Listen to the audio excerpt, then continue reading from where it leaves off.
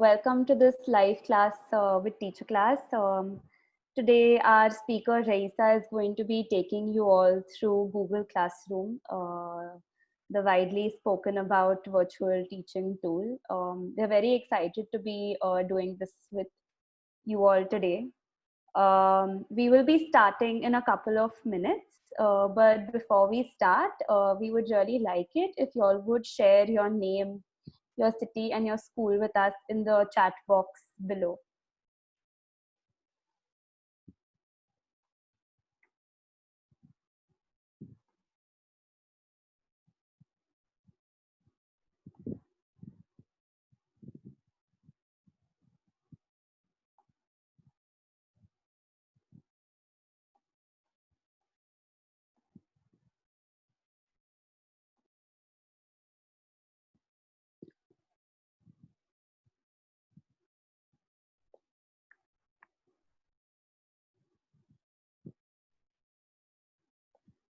If this is your first session with Teacher Class, you all can use the reaction button down below and give us a thumbs up.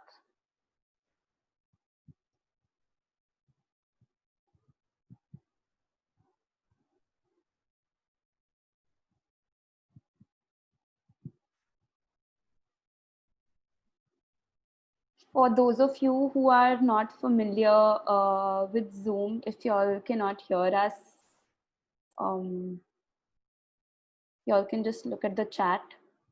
We'll be posting some help there.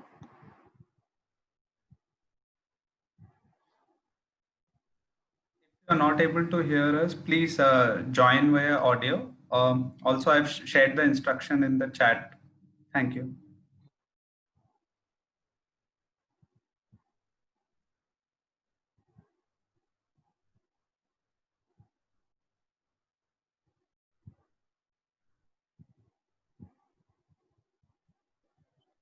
We are Team Teacher Class. We are going to be taking you all through Google Classroom today. This is an advanced session on Google Classroom.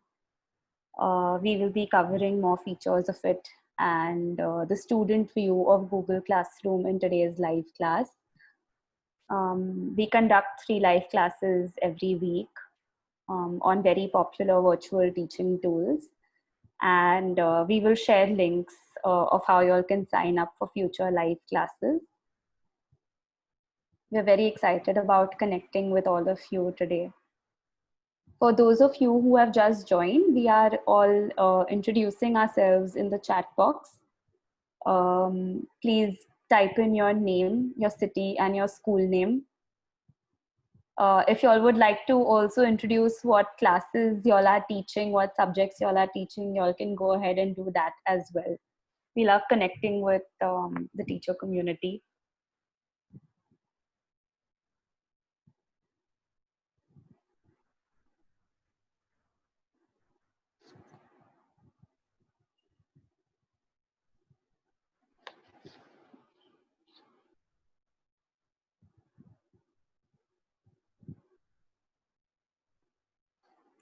In case you have internet bandwidth issues, if you feel like your internet's working a little slow, you can put off your video, you can stop sharing your video.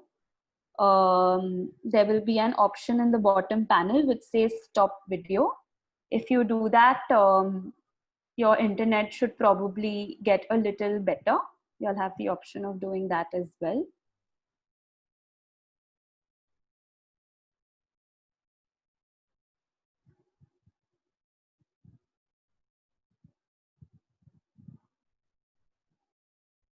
We should be resuming very soon. Just I'll wait for another minute and then we can get started. For anyone who has just joined, we are introducing ourselves in the chat box.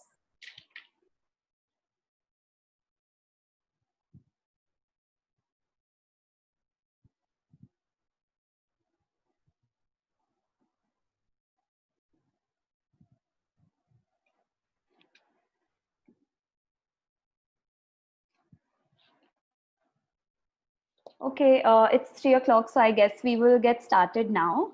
Good afternoon, everyone. Once again, welcome to the live class on Google Classroom.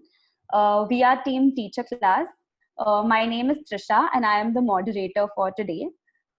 We have a few other moderators on this call, Kandi, Sonia, and Umesh. They will be helping your questions through this call. They might reply to a few of your questions in the chat box. And now introducing you all to the speaker for today. Raisa Dalvi is our speaker. She is an experienced ex-teacher who has been learning and using Google Classroom to help all of you out. So this is an advanced class on Google Classroom. Those of you who have been using Google Classroom or have tried to use it, it will be extremely beneficial for you all. Those of you who might not have used it, this might be a little difficult for you to understand, but we will try our best to answer your questions. Now, without waiting any longer, I am quickly going to take you all through the Teacher Class website.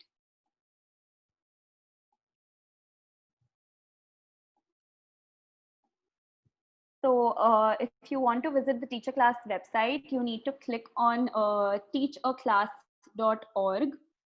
It's teachaclass.org. That is our website. You can see it on the box above. To start using this website, firstly, if you are a teacher, you will need to register to our website. This button out here, you will see it when you log on to our website.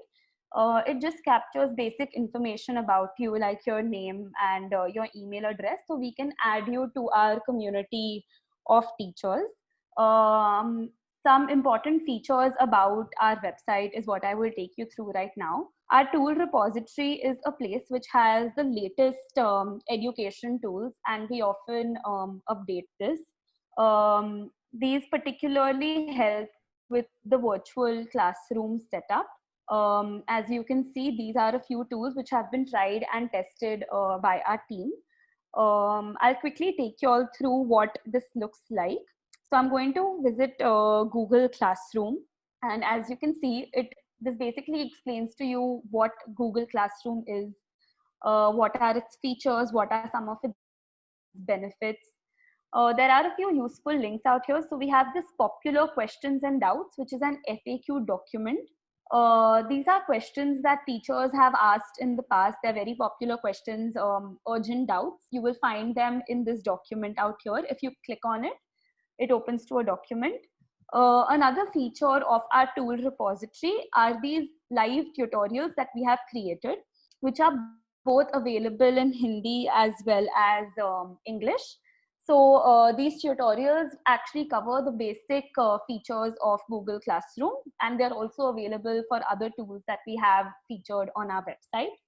One final feature of our website is the live classes. As you can see on the top panel, it has live classes written there. So I'm going to click on the live classes and show you all what this looks like. Right now, what you all are attending is a live class by Teacher Class. So we firstly have our past classes video, so you can click on any video to watch it. We record these videos and share them on our website and our YouTube channel. So you can access them at any point of time to start learning. And below is a schedule for the live classes which are coming up next week. So this was about it. I'm now going to take you all through the rules.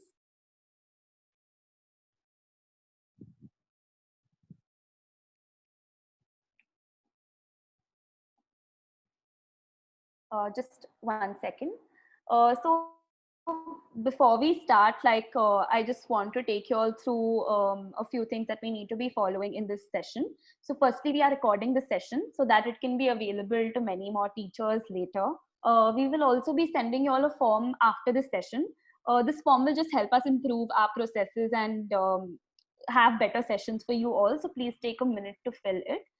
So during the session, we need to make sure that we can hear the speaker. So I request you all to please keep yourself on mute for the entire session. And you can use the chat box to type in your questions. Our speaker will be addressing them at regular intervals. I will be the one connecting you all to the speaker, and we will try our best to answer all possible questions that you all ask. But please keep your questions relevant to Google Classroom, since that is the tool that we are covering today.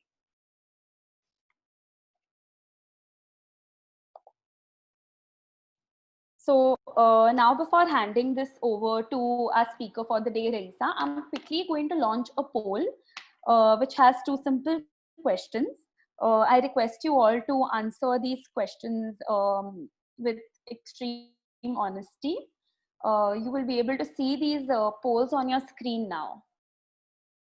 So the first question is, have you attended a Google Classroom session with Teacher Class before?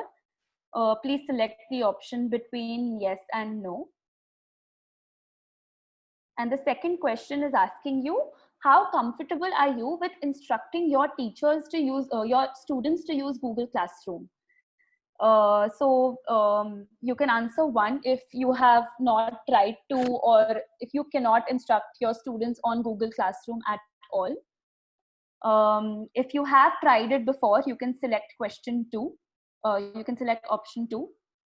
If you're familiar with it, if you're slightly comfortable with it, you can select option 3.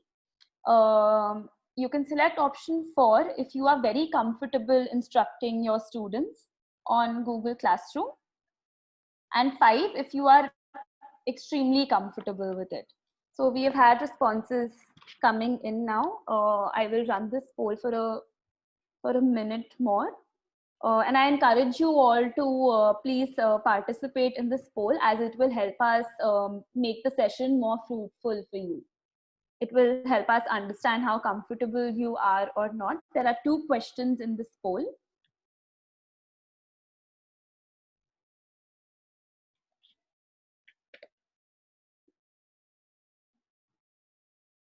For those of you who must have just joined, our session today is on Google Classroom.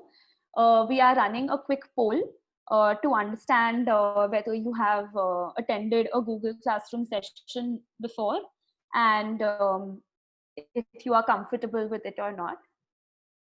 Just a few seconds more. Thank you everyone for answering this question so quickly. I'm now going to end the poll and share the results with you all. So as we can see that most of the teachers here have either not used Google Classroom before, or they're not comfortable with doing so. So we're glad that the session will get you a little closer to that. Now I'm going to hand this session over to Raisa, who is your speaker for the day. And we really hope this is going to be helpful to you. Raisa, over to you. Thank you so much, Trisha, for that introduction and helping me with those polls. It just tells me where our teachers are at today before we start the session. So, welcome everyone to live classes with Teacher Class. In today's session, we will be covering how to instruct our students to use Google Classroom. Now, I've seen that a majority of y'all, around 60% of y'all, have not attended our sessions before. I want to just remind you that this is a little advanced class. This is about how I can instruct my students to use Google Classroom. So to benefit from this class, you should know the basics of Google Classrooms. In our previous sessions, our participants requested us to show us how the students are viewing Google Classroom. So this session is designed primarily around that. If you have missed our beginner session on Google Classroom, then don't worry. Like Trisha showed on our website, we do have our past classes, so you can go over and watch the video at your own pace and learn it slowly. We've also created an FAQ document based on all the questions that we have received in the last 2 sessions, which reminds me that you need to keep asking a lot of questions in our chat window. I will try to answer most of them in this session, but in case we miss any, we will make it a part of the FAQ that we have designed. Now, if this is your first Google Classroom session, you will have a lot of questions on the basics. I will urge you to go over to our YouTube channel to watch small tutorials and learn it at your own pace. Now, today's objective is by the end of this class, you will be comfortable enough to instruct your students to use Google Classroom. How are we going to do this? So in this class, I'm going to guide you to guide your students on how to join a class, what our students will see once they have entered the application Google Classroom as a student, and how can students complete different assignments that have been assigned to them, and a few tips on how to guide your students that we will cover at the end of the session. Now, if we have time post all the questions and till point 4, that is till tips for guiding students, then I will also show you as a teacher how you can review assignments and the marks tab briefly. Yeah, so before I get started, I just want to tell you that most of our students may not have laptops. So I'm going to show you my phone screen. I'm going to share my phone screen and I'm going to try to make it as student centric as possible. So right now, whatever you're going to see on your screen, or the one that I'm sharing from my mobile, is going to be the student version. If I'm showing you from the desktop, that is my laptop, that will be the teacher version. Don't worry, don't be confused. I'll make it as easy as I can for all of y'all. All right, let's get started.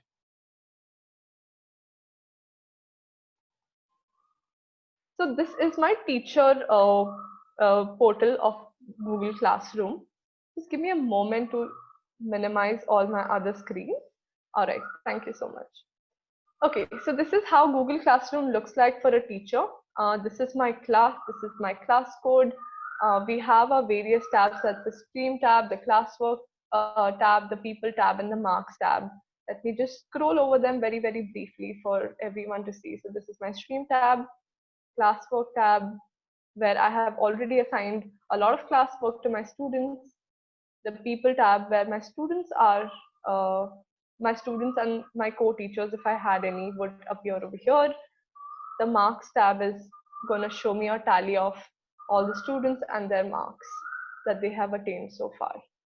Now, I'm not going to go over to the teacher portal in depth because this is strictly on how I can help my students come onto Google Classroom. So I'll just share my mobile screen to show how we can get our students started on Google Classroom. Now, before I start that, this is the class code, which I will display at large over here. So since I'm the teacher, this is the code I'm going to share with my students right now. And I will show you as a student how I can log into this class. All right.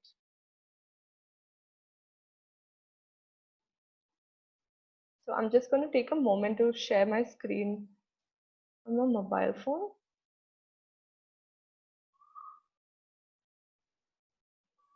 Now, as a teacher, I have already shared the code with my students. Now, I'm going over to the Chrome browser. Now, there are many ways in which a student can join Google Classroom. If they have a laptop, they will simply log into classroom.google.com and join a class. If they have a mobile phone which does not have enough storage for them to download the Google Classroom application, they can once again only go over to their mobile browser, like the one you're seeing right now. And in the web address, I'll simply type classroom.google.com and press enter. When your students will type classroom.google.com on their browser, this is the screen that they will be able to see. I am unsure if my screen is visible. Trisha, can you help me? Is my screen visible? We can't see it right now. No. It's a black screen right now. All right. Okay. Let me just try to fix this. Trisha, can you take over for a moment? Sure.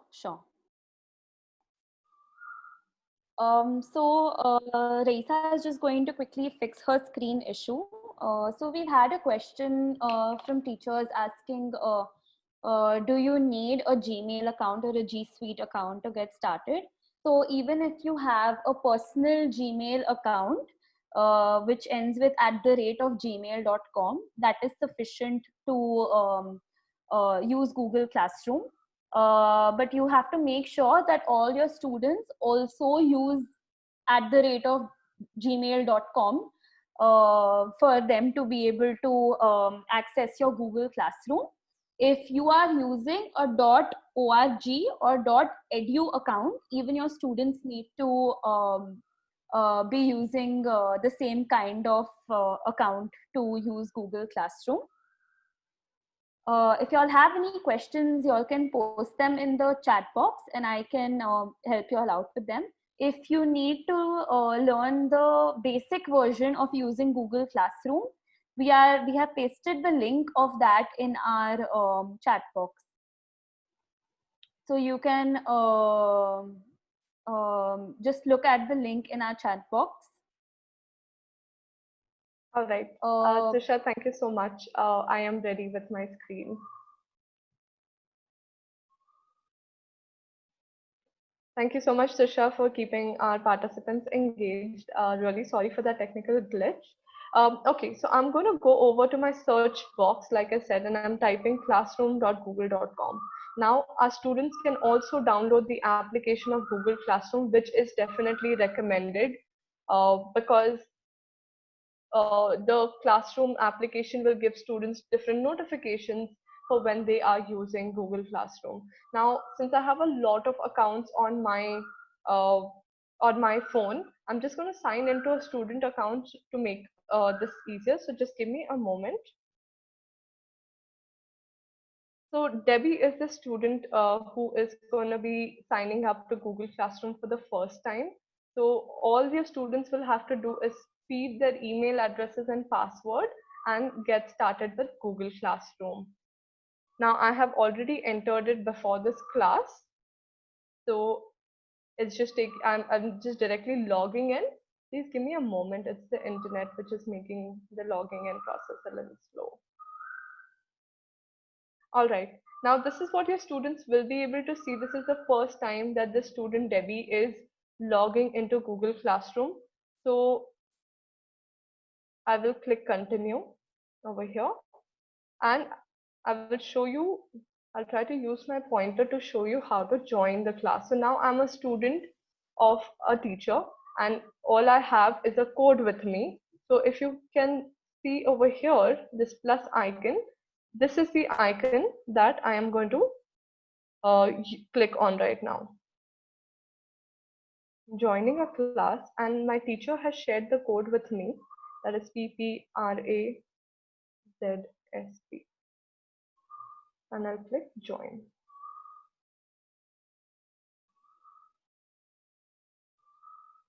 Now students can join multiple classes at the same time. So if you are taking a science class, they'll join your class. If another teacher is taking a math class, they will be joining multiple classes. So they will access all of their classes from this tab over here. If you see these three lines, let me try to annotate over there. So if you see these three lines over here, they will simply click those three lines and go over to classes over here. So all of their classes will appear one below the other. Right now they have joined Ms. Sharma science class, and let's see how the students will be able to see the science class. Now as a student, these are the three main tabs that I can see. I can see a stream tab. I can see a stream tab over here. I can see a classwork tab over here and a people tab. In my stream tab, I will be able to see all of the notifications that my teacher has been posting, right? So this is how it appears for your student. Everything that your teacher posts will come in the order that your teacher wants you to see. So it may be according to the date or the urgency of the assignment or the due date, correct? So it's the stream, the way you design your stream, your students will be able to see the stream tab in that manner. Then there's a classwork tab.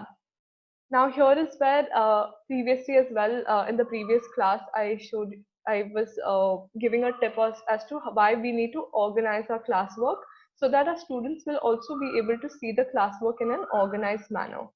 So this is where they're going to go to view all their classwork. And lastly, we have the students have the People tab. In the People tab, I see that some of our participants have joined this Google class. Thank you so much for doing that. So in the People tab, if you can see under classmates, I can see the students will be able to see who are the classmates in this class right now. Once again, would like to remind you, I'm showing you how Google Classroom is going to look for your students. This is how your students are going to view Google Classroom. Now I'm going to take a short break over here. I'm sure a lot of y'all may have doubts about how to get your students to sign in or download. So Trisha, if there are any questions. Yes, so firstly, a lot of teachers are asking how do students join Google Classroom? Do they need to download the same Google Classroom as teachers do, or is there a different app? Okay, so for students, right, they can download the same application from the Play Store. They can go to Play Store, just the same application as the teachers, Google Classroom. And this will appear, and this is the application that they will be installing on their phones or their tablets, correct? But we need to keep in mind that some of our students may not have a very advanced smartphone, so there can be storage issues when they are installing the application. So if that is the concern, they can simply go over to their Chrome browser or any internet browser, type in classroom.google.com, and they can access Google Classroom without downloading an app. Great, thank you. We have one more question.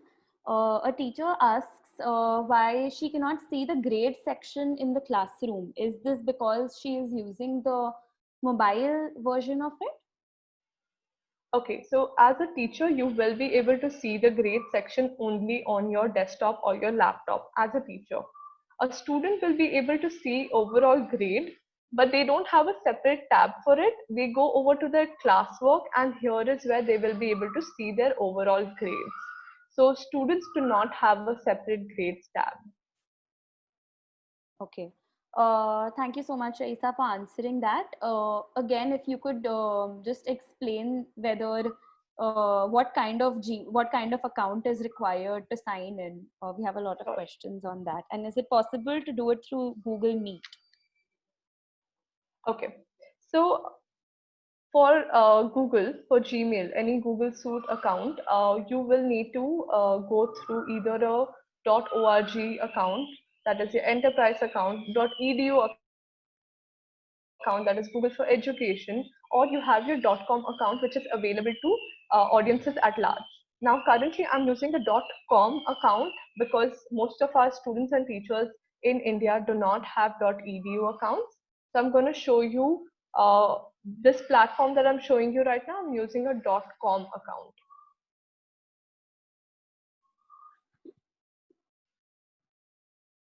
Yes, Trisha. Yes, so a few questions that you all are asking, we will be covering it later during the session. A teacher asked that will it be possible for you to show an assignment from a student view? How will they be able to see it? Absolutely, and that is exactly what this session is designed for, how the students are viewing Google Classroom. This is what I'm going to show you today, so that you understand that when you're posting an assignment, how your students will be able to view those assignments. I'll show you a lot of different types, and I'll also tell you how to guide your students through their assignments. So let's begin with the next segment. Great.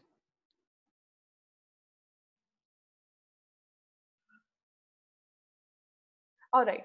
So once the student has come onto your Google Classroom, it is important for them to know few basic features so that they can also start using Google Classroom and start completing the different classwork assignments, tests that you are assigning to your students.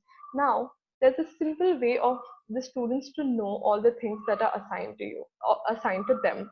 I am going to click these three lines in the top left corner once again, and it opens a bar. Like you can see, there's classes, there's calendar, there's to do, etc. So if I go over to my to do, I'm clicking to do right now, it tells the student all of the different things that are pending for the student to do. For example, if you see missing, that means I have missed the due date of that particular classwork. So there is an end of chapter test, there is a video assignment. If you see that there are other things that is upcoming, due on 6th June, there is an assignment for that. So once they come over to their to-do, they know exactly all the different things that they need to complete, and it also shows them the due date by when they need to complete those classworks, correct? Now, if you see about the missing, there's something called all classes. Let me try to use my pointer over here. So here, if you see all classes, it will show students all of their classes. If I click over here, and if the student is a part of a math class, a science class, an English class, all of those will appear one below the other. Right now, this student is only a part of one class. So you'll see one option there. So I'll click the science class option, and then the student needs to start getting done with the assignments one by one, right? You can also see next to the to do over here is the done tab, correct? So when I go over to the done tab right now, the students, when they complete their assignments, they will start appearing over here. Now I will just show you how to complete an assignment as a student, so that you can guide your students in a similar fashion as to how they should complete their assignment. Once again, to do is a very important tab that your students need to know. That's how you're going to guide them. You're going to guide them to know, if the students ask you, ma'am, where can I see my classwork? You can ask your students to go over to the to-do tab, and they can see all the work that's pending for them. So I'll open the first end of chapter test. I'm just opening the first tab over here, this one. Once I open that assignment, it tells me what all I need to do, right? So my teacher has assigned some points to it. It's a 100-point assignment. There's a Google form that is attached to it, and there are class comments that will appear here. This is the name of my assignment. It's an end of chapter test. Now let's take this end of chapter test. So I'm going to click this Google form to take the test. Now my teacher has designed a Google form test for the class. I'm clicking that, and it will redirect our students to the quiz that the teacher has designed. Now the teacher will simply answer the student will answer whatever is fit and will click submit. Once the student submits, the student can view their scores or open the assignment again. I'm going to click open assignment. So it will take the student back to the assignment page. So once the student has finished taking the test, the student needs to submit. Actually, it has submitted on its own. And if you can see over here, handed in late. So it also tells the student whether they have handed it on time or have they become late in doing so. They can also unsubmit, that is take their assignment back. That's an option that I've kept open, which a teacher can also close for the students. Now, if the student has any doubts, the student can always add comments that, teacher, I did not understand a few questions. So the student can also add a comment for the teacher, which the teacher will be able to view, and then you can always help the student out with those doubts. Now that was about one type of assignment, which was a Google form assignment. Let me show you another type of assignment that students can complete. So once again, I'll go back to my to-do. Just give me a moment. It has gone back to my other class.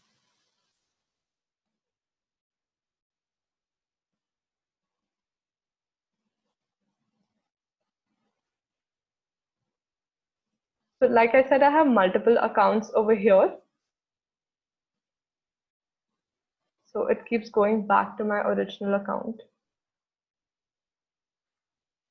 Okay, here I am back in my student portal. Once again, I'll go over to to-do. Now we completed the end of chapter test, which should appear in our done tab over here. So I'm going to go over to done, and here is the end of chapter test. Like you can see, it's handed, and it will also say that it is done late. Now, but this is completed. Now the student can move over to the incomplete assignments, so the pending assignments. Now the next I would like to do is watch the video and answer the questions given. This is an assignment assigned to me by my teacher. I'm going to open it up once again.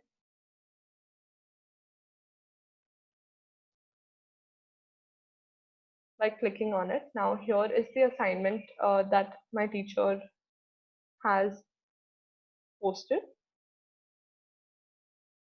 I'm waiting for this to load. Okay, now this has loaded completely. So the teacher had assigned an assignment, and now the teacher has opened Google Docs for each student. The teacher has created a Google document in which the students will have to type the answers.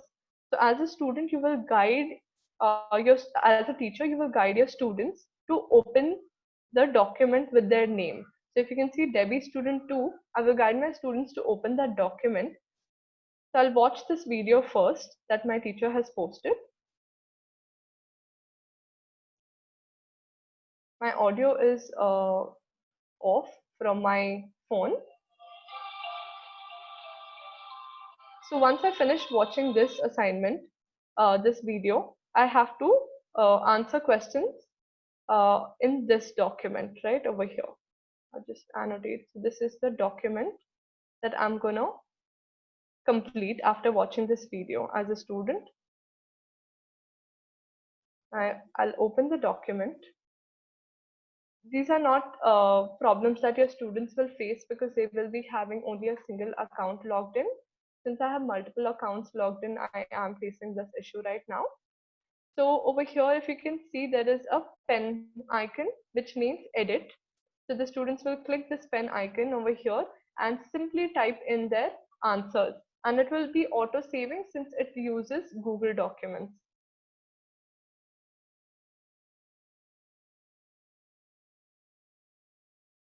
So once the students finish typing in their document, they will click this tick sign over here. And all changes have been saved. If you can see over here on top, all changes have been saved. Now the student can simply close this form. So once the student has closed the document, it has been saved under their name in this required in the work over here, in the document over here. Now the student can once again open that document and continue making changes on that. Like you see, this is what I've added the answer over here. Now the student can continue making changes on the same document and keep saving it. Like you can see right now, it's saving. Now it's saved. They'll close the document and it has been saved. Now, once they've completed the assignment, you can see hand in, this blue icon which says hand in. That means it's a submit option for our students. I will hand it in. So it will give me a notification saying hand in your work with this attachment. I will say hand in.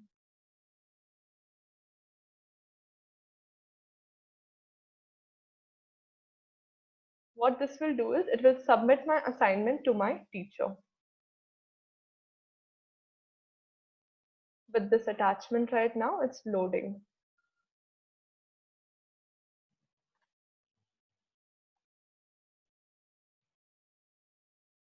So now this has been submitted. Once again, if the students have any doubts, they can simply put that, or they can add their comments as well, like great assignment, teacher. I enjoyed doing it. They can simply send it. And the teacher will be able to see all the comments that have come. Now, once again, I would like to go over to the to-do to see what other assignments I have left to do as a student. And in my done tab, if you can see, I have submitted these two assignments as of now. All right, we'll pause for questions. I'm sure there are a lot of questions, and I'm really sorry about the confusion about the account switching, but I'll try to make it as simple as I can in this question and answer. So currently, most of the questions that we have are actually not for the student interface of Google Classroom. But while we wait for those questions, we can go ahead and answer a few other questions. So if a teacher teaches two different subjects, do they need to type their email ID those many times? Like, do they need to have those many email IDs? No, if a teacher is teaching different subjects with the same email ID, the teacher can create multiple classes. We have created a very short tutorial on how to create multiple classes on our YouTube channel. I think Umesh will definitely link our Google Classroom playlist right now. Yes. So basically, you don't need to put in your email ID twice. One email ID is enough for the same. And if you could throw some light on like how accessible is Google Classroom for primary versus secondary students, since we're talking So about students. Yeah. that's a really great question, Trisha. Thank you so much for posing that for our participants. So any device that you want to hand over to our children, it is a little tricky at that point, correct? So whether the students are in 10th grade or the students are in 5th grade, giving a device in in the student's hand is definitely something not many parents are comfortable with at this stage. But due to the crisis that we are in currently, we need to move to online teaching as a platform and online learning. It is definitely recommended to have the parents on board. It was also one of the tips at the end of this class that I was going to give, that it is necessary to have your parents invested in this online learning process. So the parents need to know how Google Classroom functions, and what are the different tools that the teacher is going to use while she is taking an online class, correct? So definitely it is much simpler to execute online learning with students of higher grades like 8th, 9th, 10th. And for primary, the students are a little confused. They need a lot more guidance. Here is where parent involvement is essential. Thank you, Raisa, for answering that question. So, teachers are also asking that can multiple students join in from the same email address, whether parents can have two children join in from the same email address, or like in one classroom, if each child is assigned the same email ID, can they all join in one Google Classroom from the same ID? All right. So here is where I'm going to show you the ID that I'm using right now. Let me just use the spotlight once again. So the ID that I'm using right now is studentdebbie12@gmail.com. It's a regular Gmail ID, the gmail.com ID. And now if I want to join more classes, uh, I can simply go over to this plus icon and keep adding more classes. So with the same account, I can join my math class, I can join my science class, I can join my English class, I can join multiple classes with the same ID. Now I understand that parents have more than one child, correct, in a family, and they want each of their children to be using the same ID. All they need to do is keep adding those relevant classes. So here is where it may get a little tricky in the sense that if the class's name is not clearly identified, then there could be a confusion.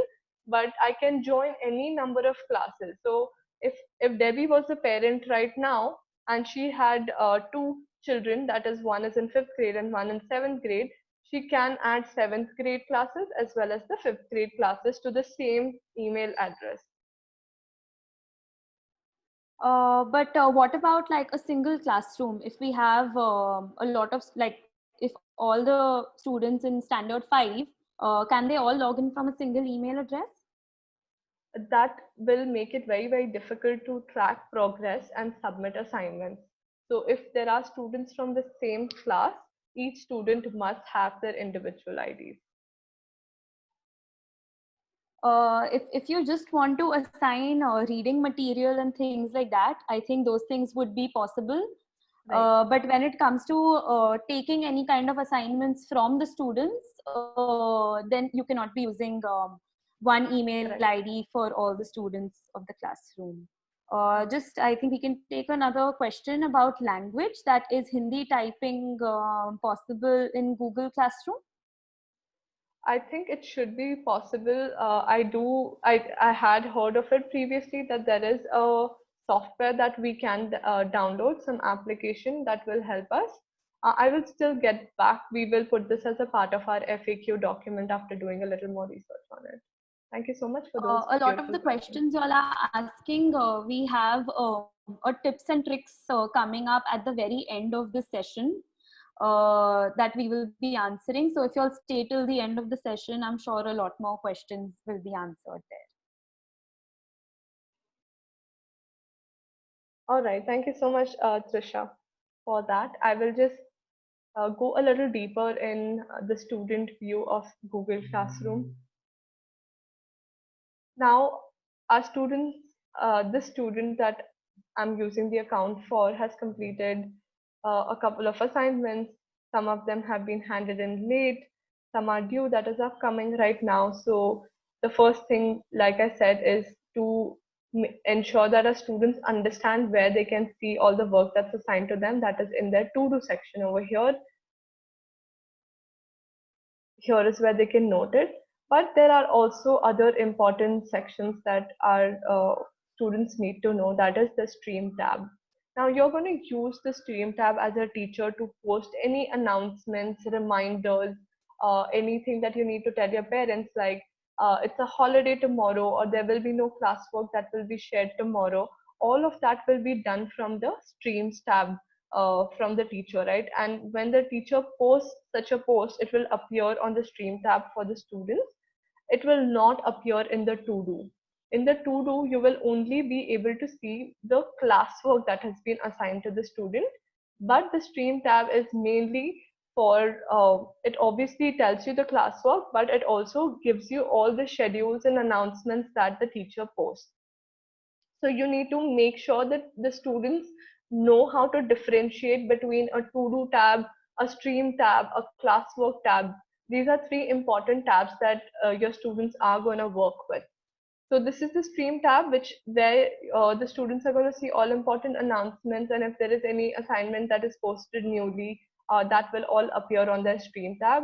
Here is one of the notifications that the teacher has shared. Hello students, welcome to academic year.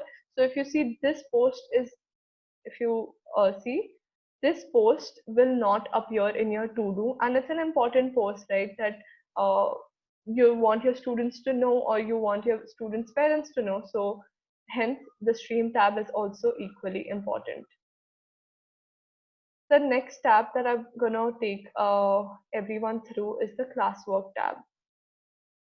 Now, when I was a teacher, and as a teacher, when I showed the platform, I spoke about organizing the classwork.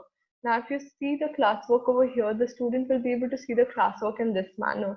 If you see, it's a little scattered for the students to understand.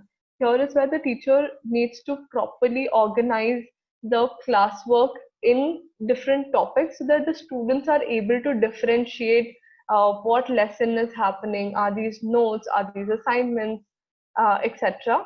So if the teacher is organizing this classwork better, the students will be able to see this in a much structured format. Over here now you see the lesson number 9 is appearing right at top, on the top, and then there is notes, and then the lesson number 1. One tip that I gave all the teachers in the last class was to put the notes right on the top, so that they can always go to the chapter notes, whichever chapter notes they are looking to study, and open them up and start reading them for reference. So this is their classwork tab. They can view all the work that they have done by clicking this view your work over here.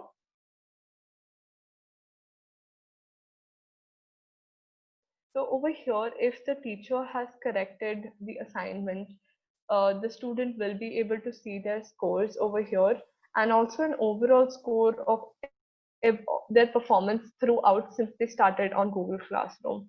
So now the students will be able to see that they have handed in 2 assignments over here, this one, and both of them have been done late.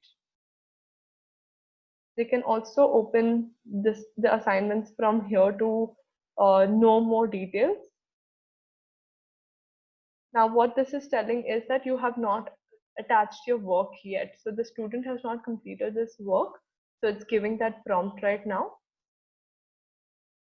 So when the student goes to the view your work, that's what they are going to be able to see. Now, if they want to open up one of the assignments, they will click the assignment over here, view assignment, so they can see details of the assignments posted by the teacher.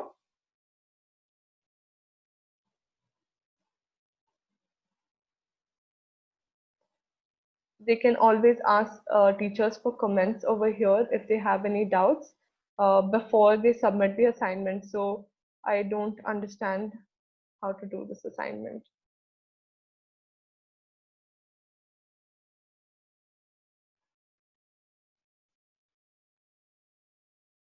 So then the teacher knows that the student, okay, I have an internet connection issue, which is why it is displaying an error at the moment.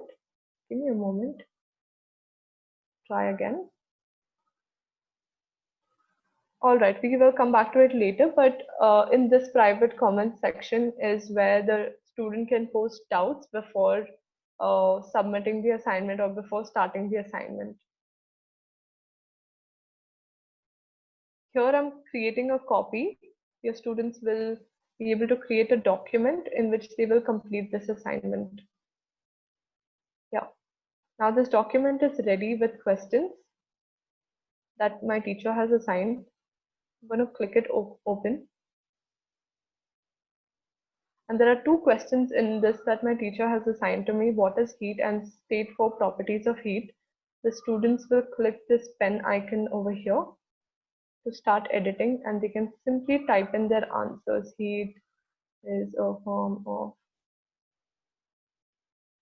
and over here they can start writing their answers. Once they finish typing in their answers, they have to click this tick button like I showed earlier, and all changes have been saved and they can close it. The document is updated with their answers and they can simply hand it in with the attachment.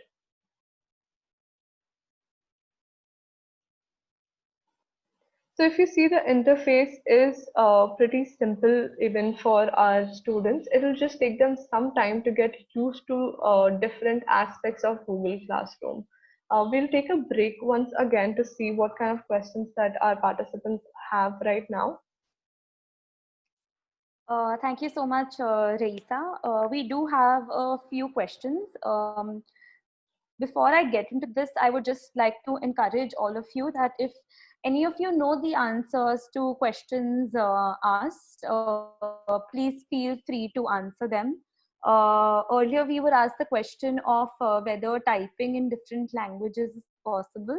So if you are using your phone, you can download the Google keyboard from the Play Store, which will enable typing in different languages, especially Hindi.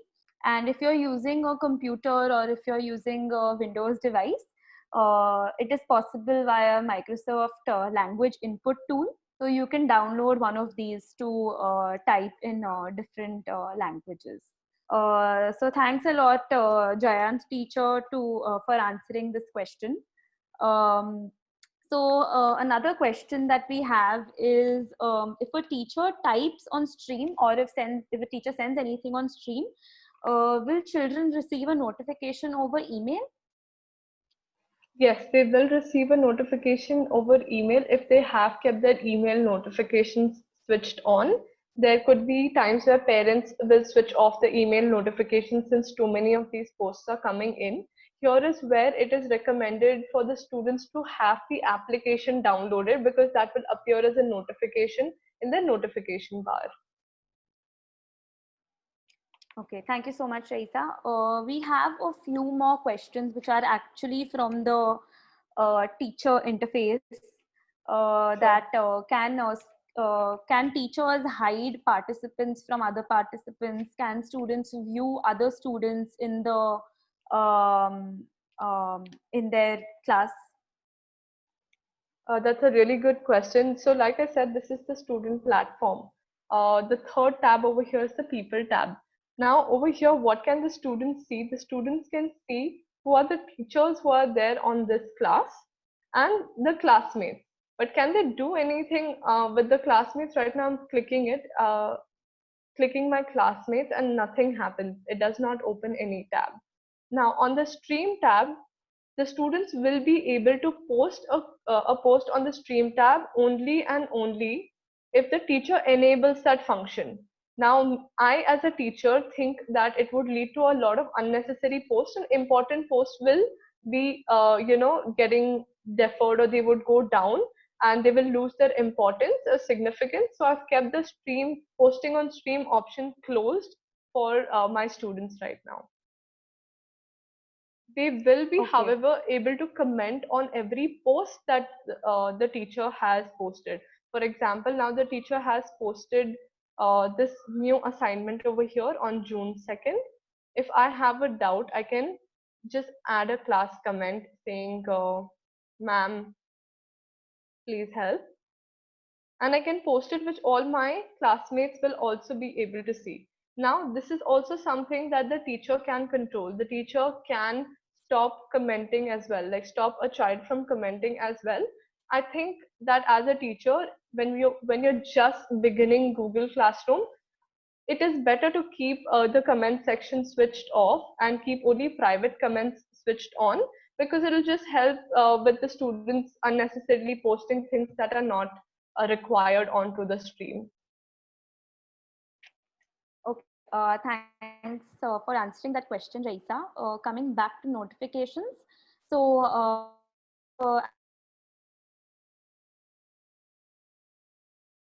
will the student receive notification of a graded assignment as well? That is a really good question, and I will try to show how the student receives that notification as well once this assignment has come in the last half of our segment, which is reviewing and creating assignments. Great. So I think we can take another question if possible. So we have been asked about differentiated assignments. So can a teacher send different assignments to different students? Absolutely. So Google Classroom helps a teacher differentiate really well. And the best part about differentiating is that the students do not know that they are being differentiated, since it's a virtual platform. So when the teachers are posting assignments, they can post it to only selected number of students, and they can post different assignments to different students. We have covered this in depth in our previous or the beginner class. Please uh, requesting the participants to have a look at that session recording as well. We will be pasting the video links down below. Umesh will just be doing that in a few moments. So y'all can also have a look at the videos where quite a few features that y'all are asking for have been already answered. All right, I think that we can launch a quick poll before we get on to the next segment. In the next segment, I will definitely cover a few tips and tricks for our teachers to get started with their students on Google Classroom, as well as we will try to see how the reviewed assignments look like for the teachers. Please Okay, so stay I'm tuned for going that. to launch the poll now, Raisa, yeah? Yes. Okay, so like before, I'm launching a poll again on your screen. You will be able to see two questions. The first question asks how comfortable you feel now with using Google Classroom with your students.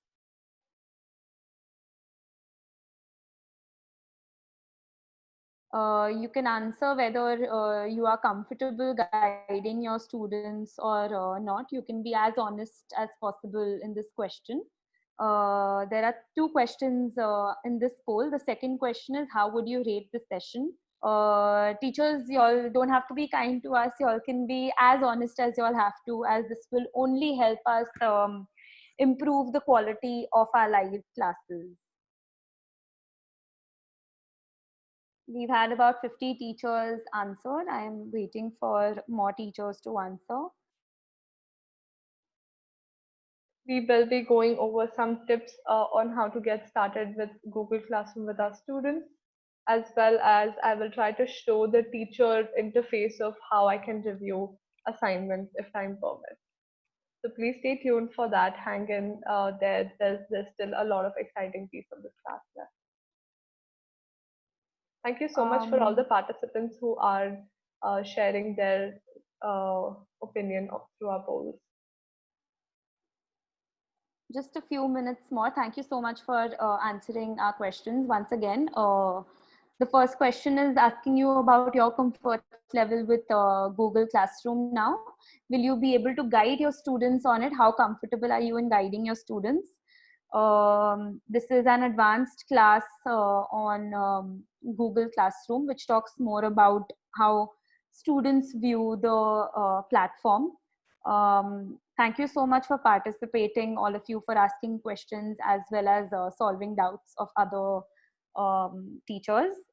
If you all stay on after this poll, we will do a tips and tricks session, which will cover like few popular questions and doubts around Google Classroom.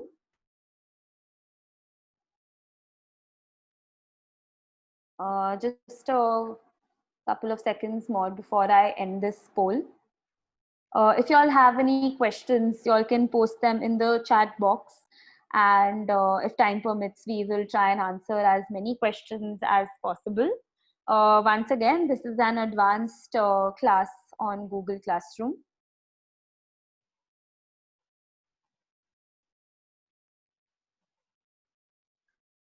We will try also going through the grading students and marks features of Google Classroom if time permits. So I'm going to end this poll now. Thank you so much, everyone, for answering the poll. I'll quickly just share the results with you all, and I'm really happy to see that many of you will try using Google Classroom after this. Thank you so much. Let us now carry on with our session. All right.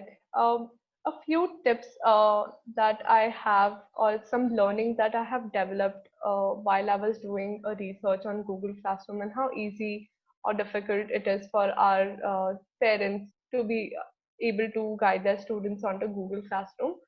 So just Google Classroom works as a virtual school. It's basically everything that a student does in a school and everything that a teacher also does in the school, but it's only through a virtual platform. So since you have to perform a lot of the same tasks over here, you will have to continue lesson planning the way you used to, doing research on the assessments, about the different projects that you want to assign to your students, etc. Those things will remain the same. Now, online teaching is a big shift, not just for teachers, but principals, parents, and most importantly, our students. So it is important to start very slowly. When you begin Google Classroom, just try small things, little things, but do them correctly. So to start with Google Classroom, the first thing that we need is to get parents' approval. It is important for us to ensure that our parents understand how to use Google Classroom and to execute online learning. Since they will be using this platform with their children, it is important that they also know and you set those expectations clearly with them. The second tip would be to take a class on how to use Google Classroom with your students and your parents. So how you can do that is you can share your screen, your mobile screen, using a Google Meet or a Zoom call, and you can show them different features like the way I demonstrated right now, the student view. You will be able to do it similarly for your students. It is encouraged to do that so that even our students know where to click, what to do, what assignments, where they're going to view all announcements, how to complete classwork, etc. They wouldn't be confused about those things. The third thing is that you need to set rules with your students, correct? You have to tell them that you commenting or posting unnecessarily will, you can put consequences to those actions. or submit your assignments on time, finish your classwork on time. You need to read the lesson before coming to an online class. So there are some set of rules that you need to establish with your students before you start using Google Classroom with them. The next step is to create a timetable, right? Like just like a regular school timetable, you need, like, the students need to have the same consistency. So every day when they came to school, they knew that they start with an English period, then they go on to a math. So they are very clear of what the day is looking like for them, correct? So students respond very well to routine. So having a schedule out 1 week in advance. So if you're going to take an online class, say on Monday, Wednesday, Thursday, you're going to inform the students that be available on the platform every Monday, Wednesday, Thursday at 10 a.m. or whatever schedule that you have set out for them. Also ensure that the parents know the schedule so that they encourage the students to come onto Google Classroom during that time. The next is that you need to create your lesson notes, your classwork, your assignments, your tests, all of them well in advance. It is already a little challenging to move to an online platform. Planning in advance is only going to make it easy for you to teach your students and for your students to start learning. So you'll be able to organize your classroom better, your online classroom better, if you have done all of this in advance. And the last is to set strict timelines with your students. So if you have submitted a post on your Google Classroom and you have a WhatsApp group with your students as well, you can just give them an intimation that this is the reminder, uh, please complete your work on time.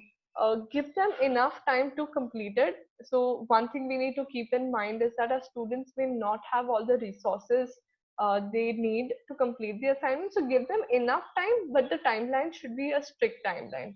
So if on a regular day you would give them 3 days to complete an assignment, probably on an online teaching you may need to give them 6 days, but 6 days is 6 days, and it should be a very strict timeline.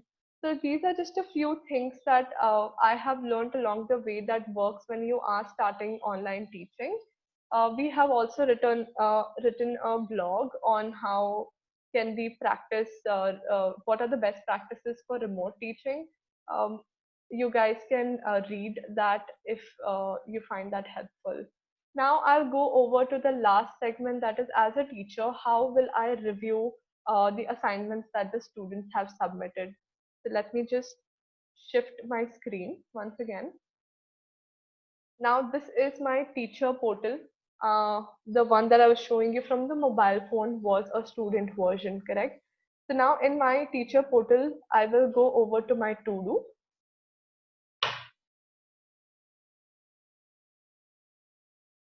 All of these things are things that I need to review right now.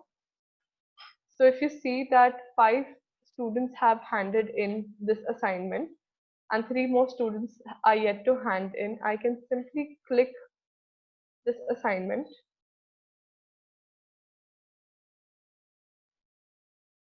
And we have these students who have not submitted the assignment. And if you see, these are the students who have submitted the assignment, and all of them have handed in late. Late is they have handed it after the due date. Now I want to assign marks to all of them. I will open each of their assignments. And then once I finish reviewing their assignment, I'll go over here and assign marks. So say this student got 50, this student got 80, etc. So if I open the student's assignment, I can go over here, and I can also see that there are a few questions like I did not understand a few questions, where I can reply to the students privately. I will reach out to you by 10:30 a.m. tomorrow. So the students can the teacher can interact with the student privately over here, can give feedback over the assignment that is done also through the same way. I can open the instruction tab over here to see what the assignment was or if there were any class comments. If I open the assignment, this was actually an end of chapter test. So I will be able to see responses that my students have given over here. And based on those responses, I will assign marks for them.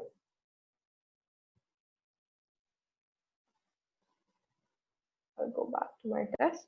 So now once I have reviewed the assignment, I will assign marks. Let's go over to another assignment and see how we can view it. So for example, chapter 9 assignment heat. So one student has handed the assignment in, rest all they have been assigned, but they've not submitted the assignment yet. So if I want to check what my student has submitted, the document has come over here. I click it open.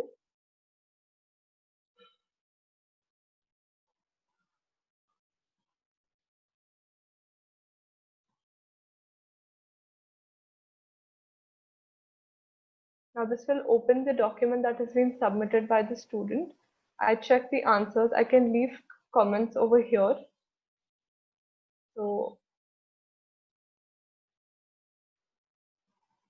okay, that's the comment bank. So I can leave comments over here saying, please elaborate more on question 1. And I can add the comments over here. Once I read the entire assignment, I can also return the assignment. It's not marked yet. Here is where I can go. So this is the comment. If I have to leave comments for my students, I go over to the comment bank and I can just write my comments on the assignment. And this is what I'm going to use for grading. I read the assignment and it deserves say 15 marks on 20. And I can also leave a private comment on the work done. And then I'll return the assignment with the grade. So I'll return the assignment.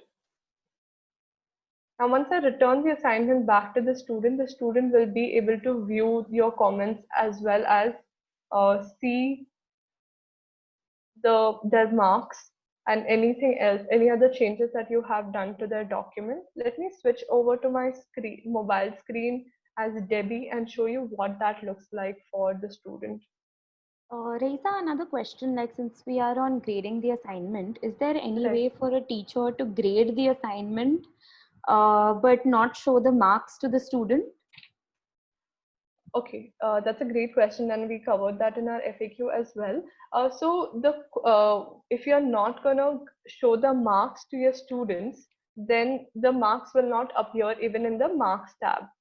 So there is no way of grading a student with the relevant marks without it reflecting to the students. You can always give ungraded assignments to your students without any marks, so that will help you. So you can select which assignments need to be graded, which do not need to be graded. And can you stop a student from putting in any more responses in an assignment? Correct. So when you are creating an assignment, that's when you have different options of whether there is whether the student can submit the assignment again or can make changes in the document, etc. So that is free, and the control is left with the teacher at that time. Okay, okay. And just one more question. Can a student interact with a teacher in real time? Is there any live interaction possible between students and teachers over Google Classroom? Okay, so this platform is a live platform, correct? But now what happens is that all your students and the teacher need to be online at the same time to be able to interact. For example, if Debbie is online right now and Debbie has seen the comment, well done, Debbie will immediately be able to reply to the teacher saying, thank you so much for the feedback. So that's where a real-time connection is establishing with the teacher.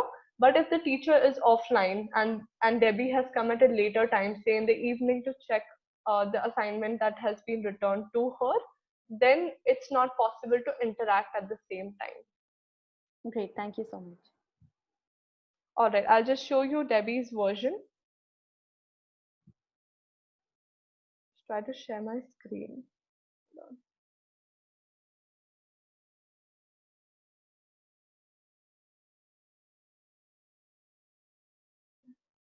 Going back to the classroom and going to refresh this page or go over to my to-do. I can open one of my assignments that has the done part of my assignment and click the first one. If you can see, it's already marked and graded. So now the student will be able to see 15 on 20 right on top. Let me just use my annotation here.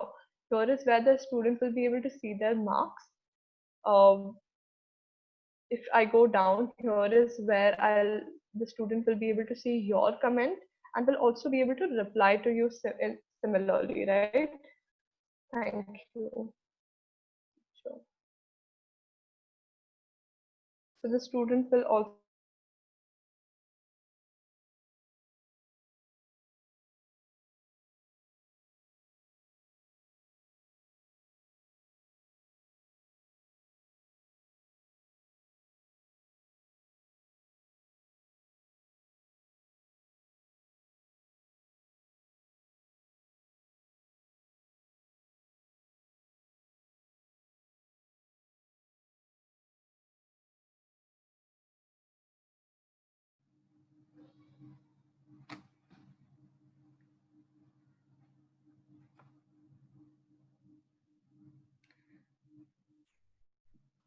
I think Raisa is facing internet issues.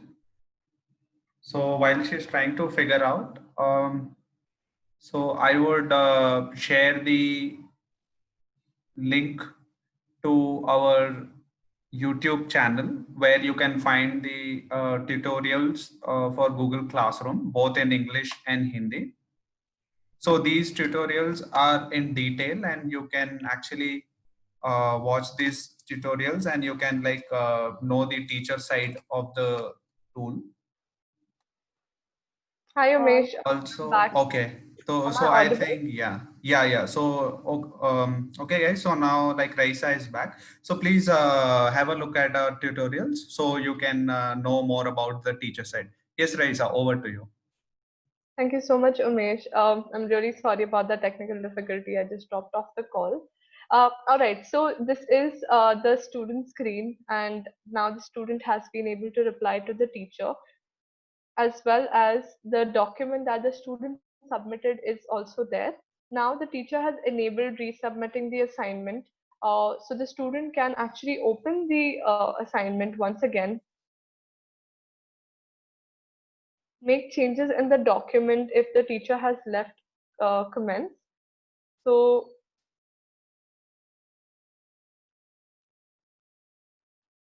the student will be able to edit the document further. Again, save it. If you can see on top, it's getting saved, and close it once again. And this is how it looks for the student. There is one class comment over here. Let me use my pointer. So one class comment over here, if as a student I want to share that, I want to see that, I can just open it. And it's the comment that I have shared previously with my teacher, that is, ma'am, please help. So here is the private comments, and let's just go over to the teacher section and see how that appears now for us. So now I'm sharing my screen of the teacher view, and Debbie replied, "Thank you, teacher." And you can see the timestamp over here. This is at 4:06 and this is at 4:11. So if both the student and the teacher is available online at the same time, there will be a live interaction. Here is where the tip of creating a timetable is very essential, so that at 10 o'clock every day or whenever you set your time, all your students will come onto the platform. You can share your notes, you can share your presentations, your Google Slides, your assessments, assignments, all of that with your students real time. And if they have doubts, they can keep commenting privately to the teacher and asking them those doubts as well. All right, we have come to the end of this session. I will give it over to Trisha to ask any questions that our participants have. Another question. Thank you so much, Raisa, for taking us through the teacher part as well right now. Right now, what questions Raisa answered actually helped with the entire grading bit. One question which is coming up again and again is that can primary classes be taught using Google Classroom? I will take the liberty of answering this question. Yes, it is possible, but of course, their computer literacy is a lot lower as compared to higher classes. As you all are aware, Google Classroom is an online platform which requires either a computer or a laptop or a phone. So if your child is well versed with it, if your students are well versed with like using applications over a phone or a laptop, then they will be able to use Google Classroom. Otherwise, it is always recommended that a parent or a guardian helps the students out. Whereas for even lower classes, it can be even more difficult. But what can work out is if a parent is accessing a primary grade student, say grade 3 or 4, they can view in the assignments sent by the teacher, and they can homeschool their student using these assignments. For example, a teacher can send in worksheets and resources like that, and help their child solve this and submit it for the child. That is one way of going about it. But as mentioned in Raisa's tips and tricks, you need the parent to really cooperate in this matter. I hope this answered your question regarding younger students. Another question we have is that can we paste images as assignments? Can teachers paste images as assignments? Yes, so Google Classroom platform, since now we are open to question answers and we are done with the session, I will take a lot of questions that are there. Just give me a moment to move over to my main page. I'm going back to my class. So if I have to assign assignments, I'm going to obviously go over to the classwork tab and create a new assignment. These are the assignments or notes that I've created previously. I can always create a new assignment, and I can add videos, I can add pictures. I had shown that previously, but let's just go over once again. Here you can add a YouTube video. If you have a specific image that you want to attach from your device, you can go over to File and attach that image from your desktop as well. You can make your assignments exciting by creating Google Slides, documents, forms, drawings, sheets. You can use any of the Google Suite tools to make your assignments interesting. Yes, in this way we can also add audio. We had a question about adding audio. So we can also attach audio by adding a file. Right. So if you click on file, you can drop in any kind of, almost all kinds of files out here. It's on the Absolutely. screen what's being displayed right now. So here I have my assignments, etc. So I can just select anything. This is an image, so I can just select an image and drop it in my box and I'll upload it. Just that simple. I don't have an audio file handy with me right now, because I would have shown that as well. We hope that answered your question. If you all have any questions or doubts, we are answering them right now. Any doubts regarding Google Classroom? Thank you so much, Raisa. The session has been great, and we have some time right now to answer questions. So teachers, please go ahead and ask us your questions. We're very excited about answering as many as possible.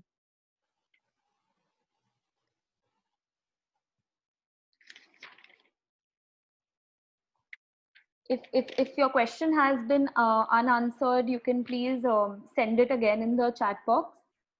I'm trying to make sure that we cover all the questions you all have asked. We are also sharing a link to our FAQ document, which has a lot of these tips and tricks mentioned, some common asked questions out there. So you all can have a look at that as well. Another question is, can we log out after the class ends? So this is your Gmail account. You can just use, and once you're done, you can sign out just like how you can log out of your Gmail. Yes, so to answer your question, yes, you can log in and out of your class.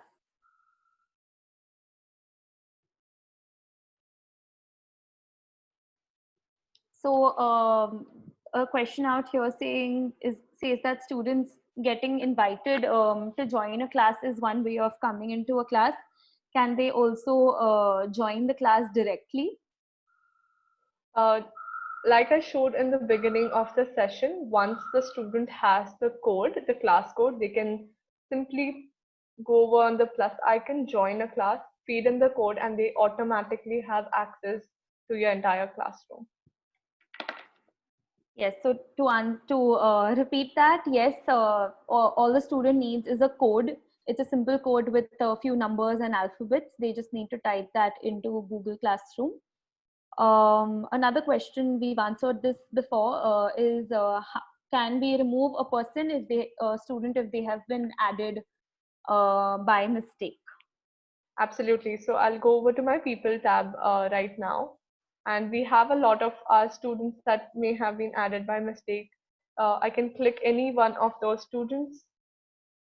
I can go to action. Either I can email them, mute them. That is, I will not be able to know that, I'll not be able to see their notifications, or I can remove them. And I'll simply remove. It will prompt me whether I am sure. And once I do that, now they are out of my class.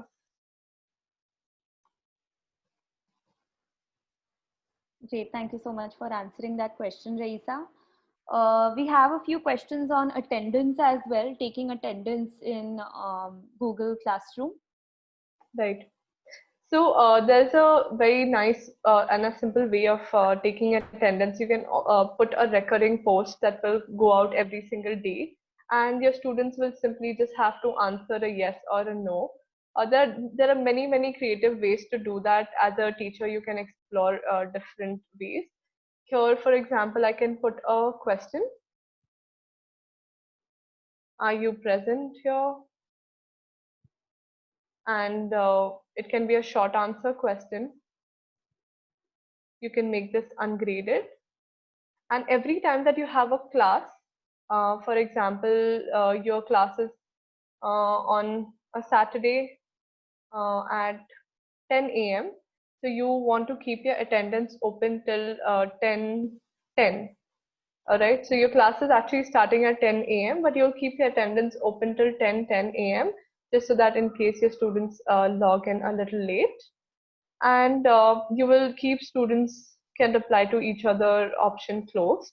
You can keep students can edit answer closed. And over here, you can create a topic called attendance. And you can simply ask this, right?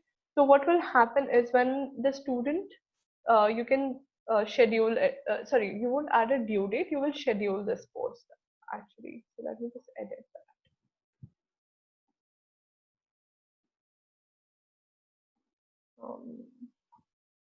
Okay, since I've already posted it, it's not going to tell me a schedule post. So let me delete this and restart.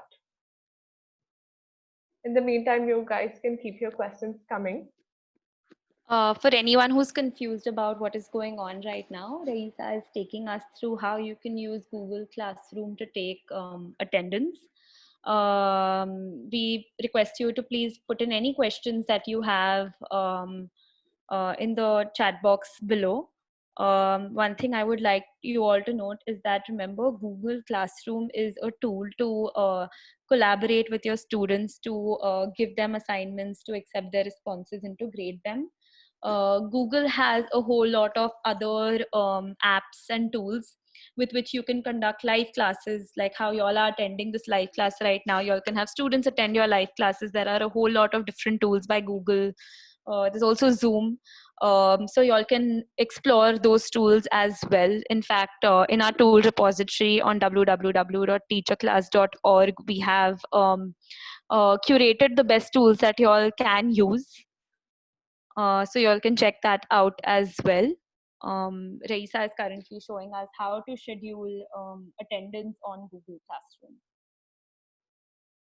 All right. Thank you so much, Trisha, for that. So I've just simply asked a question. Are you present in the class?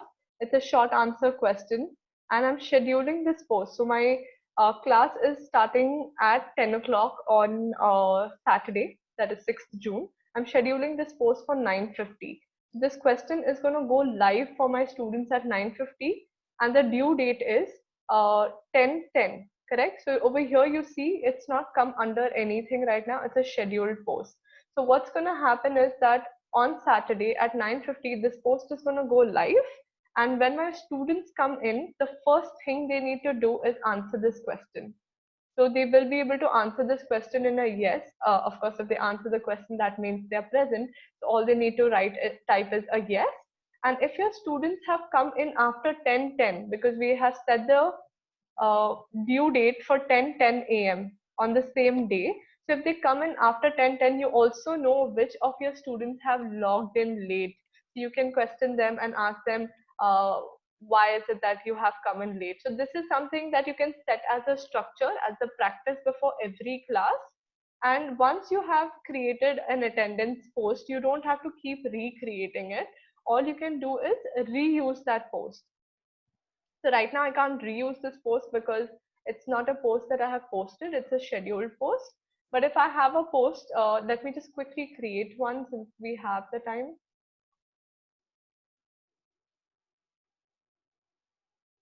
So if I create a post, my attendance post, I will not grade it and I will put it under the topic attendance. This is how I can collect my daily attendance uh, or whenever my classes are scheduled, right? I can take my attendance. So if right now I want to take attendance for my students present on this class, I'll simply ask it right away. Here my students will be able to see this question and answer this question immediately, and I will know who is present right now in the classroom.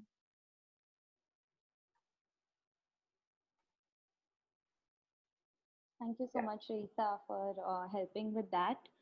Um, to use the attendance feature, the attendance extension in Google Meet, we actually have a YouTube tutorial which would be a lot more helpful. So we have pasted a link for the same below, so you can have a look at it there. Thank you so much, Raisa, for answering these questions. You all can post more questions. Also, another question is, what if a student is submitting multiple responses? How do we deal with that? Okay. So whenever we are creating an assignment, we have a lot of different options that are given to us, correct? Now, once we assign the assignment to the students will be able to resubmit the assignment or take back the assignment, but the teachers will always know when that is happening. So if a student, for example, has right now we saw Debbie posted an assignment and then she opened up her document once again, made some changes and resubmitted the assignment back to the teacher will be able to see these submissions over and over again, and the teacher can simply communicate with the student saying, your assignment has been graded. Please do not resubmit your assignment, and that just stops our students from uh, making more and more changes to the assignment. Just clear communication, basically. Thank you, Raisa. We're close to the end of our session. Pari has asked us a question about the rubrics option, which is available while sending a quiz. If you can please take the time to answer that question. So I haven't yet created a rubric for myself personally, but it's an option that you can explore. What rubrics do is whatever assignments that you are creating or an exam, or if you're giving them an essay writing, you can set different marking schemes for different for the assignment. So when your students have a look at the rubric, they understand what is the marking scheme or the way that they're going to be graded on this assignment. So right now we do not have anything for the rubric right now. I've not created anything yet, but what we can do is definitely try to create a video, or I can put it as a part of my FAQ document.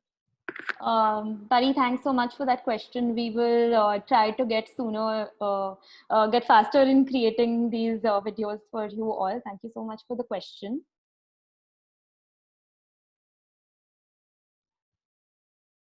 Raisa, do we have some more time right now?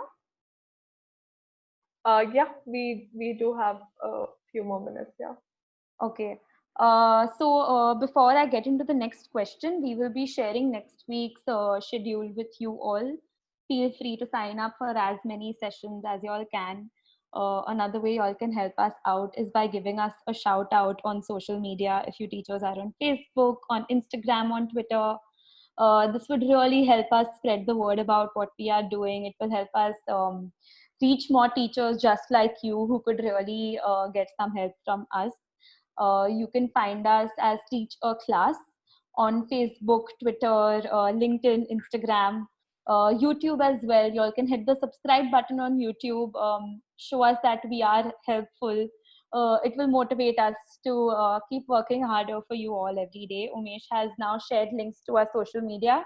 So if you all could take the next 30 seconds and quickly going to any of the social media you use the most and hitting the follow button there, it would be a big help to us as well. And you all can stay in touch with everything that we are up to. We have a lot of opportunities for teachers to learn and grow. So you all can follow us on social media and stay in touch.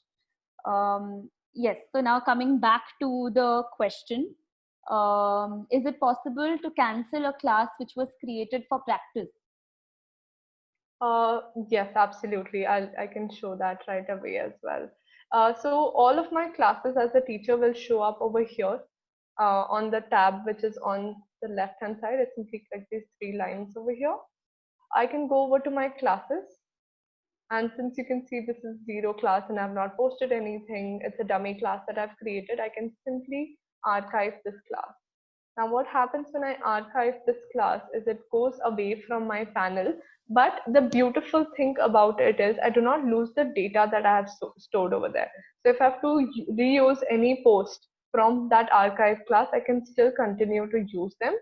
The only thing is they will not appear as an active class over here, nor will it appear in your to-do over here. You can go over to archive classes if you wish to, but it will not appear as an active class over here.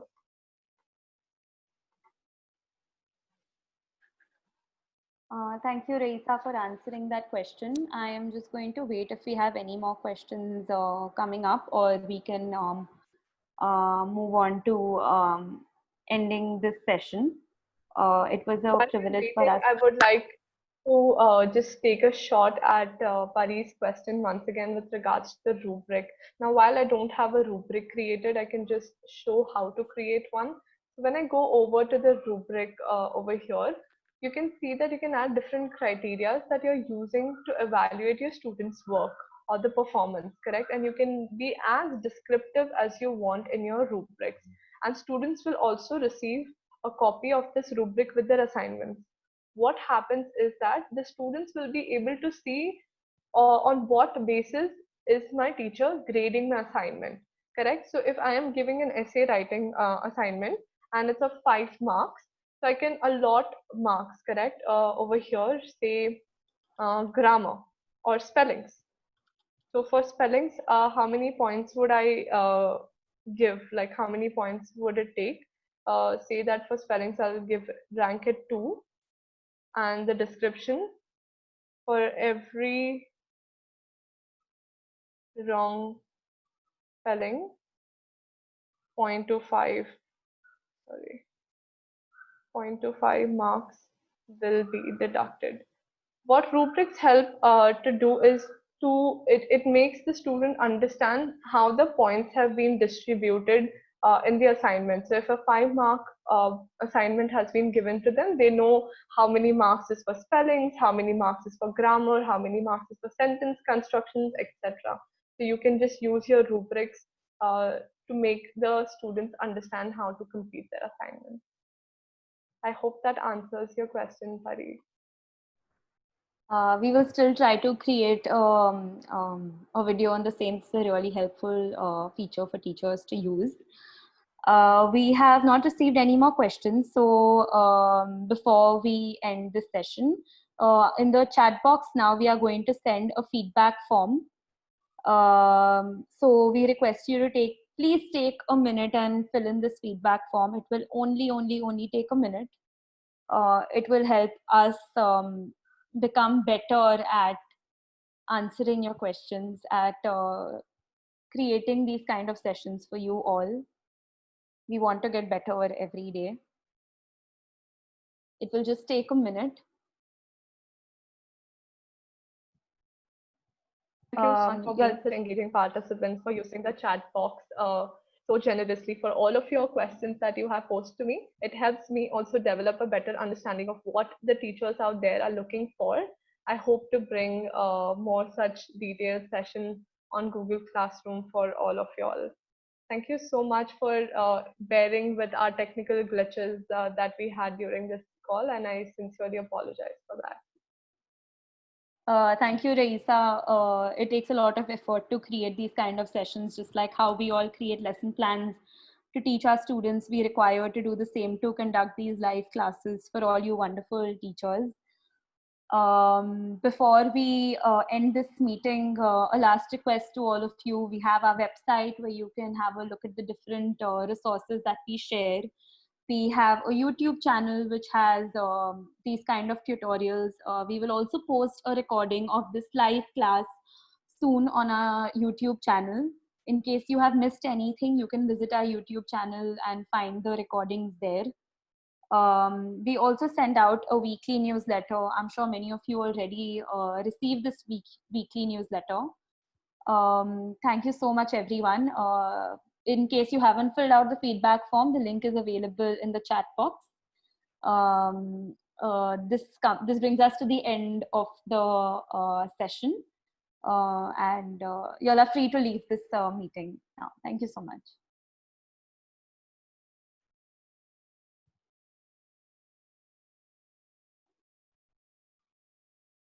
We have Harsha ma'am raise her hands. If there's a question, ma'am, can you please write it in the chat box so we can address that?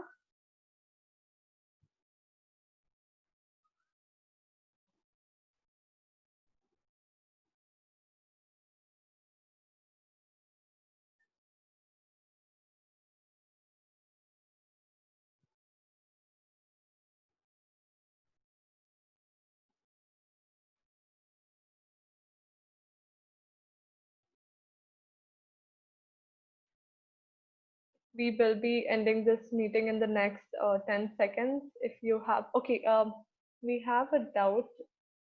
I'm sorry, I can't see your name. Please, you can ask us the question that you have.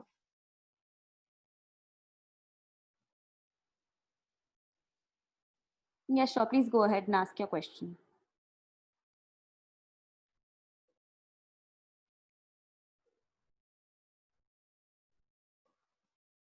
What we can do is we can try and unmute that participant so that we can ask the question.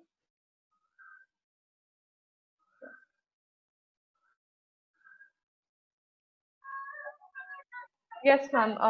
You had a question. I have unmuted you. You can ask. Hello, ma'am. Yes. Yeah. May I audible? Yes, you are. Yes, yes. Ma'am, I have a doubt that I have created the Google Classroom, ma'am. Yes. So I have assigned some work also, but that Okay. all work I am able to see in my Google Drive also. Okay. So is it okay, ma'am, or it gets some problem? Okay, that's a really great question actually. So all the work that you are storing on your Google Classroom, it gets stored on some cloud, right? Some like how whenever you save something on your laptop, it gets stored on your laptop storage. So similarly, everything that you record on your Google Classroom, that is anything that you post, any attachment that you add, it gets created like another folder gets created in your Google Drive saying Google Classroom, and for each class it opens a different folder. So what this does is it basically stores your data so that you can retrieve it later. So there is absolutely no problem of having that in your Google Drive. Okay. I would like to open my drive just to show our participants what that looks like. So here is my Google Drive that I have opened for the same account that I'm using. And if I go over and scroll, my classes will also appear over here. Let me just,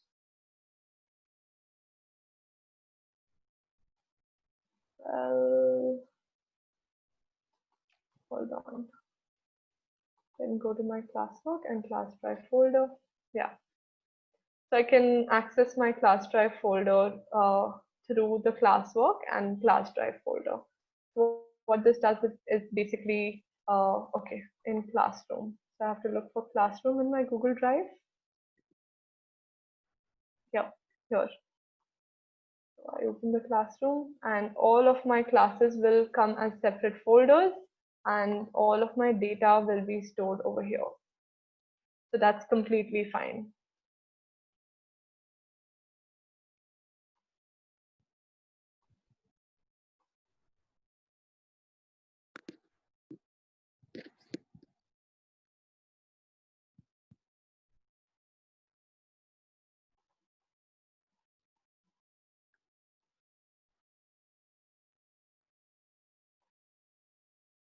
Thank you for all these wonderful questions. It really, really helps us and enhance our sessions and also understand teachers' perspective. Thank you so much. Yeah, we are going to end this meeting in the next 30 seconds. In case you haven't filled out the feedback form, please click on that link, which will open to the feedback form. Thank you everyone so much. This was Teacher Class. This was live classes with Teacher Class. And we hope you have a great week ahead. Thank you so much. Thank you.